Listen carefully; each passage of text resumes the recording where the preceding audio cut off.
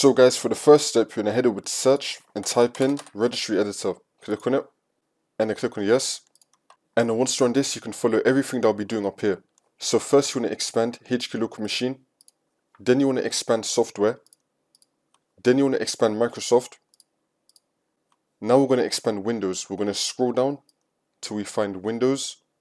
We're going to expand Windows. Going to make this a bit bigger. Now we're going to expand current version. Now you're going to scroll down till we find Windows Update. We're going to scroll down till we find Windows Update. Here it is. You want to expand Windows Update. And then once you've expanded Windows Update, you now want to right click on Windows Update and then click on New and then click on Key. You want to call this OS Upgrade. Spell it the same way how I did with the same capitals and lowercase and then click on Enter. Now you want to click on OS Upgrade. We're now going to be in the OS Upgrade folder. Again, you can follow everything I did up here.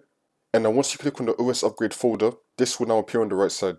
And then once you're on this, you want to right click on the blank space and then click on New and then click on dword 32-bit value. You want to call this Allow OS Upgrade. Again, spell it the same way how I did with the same capitals and lowercase and then click on Enter. Now you want to double click on Allow OS Upgrade, double click on this. And now in this box right here, you want to set the value data to 1. So any number that's in this box, you want to delete it and then type in the number 1 and then click on OK. And now for the last step, you just want to restart your computer and then the problem should be fixed.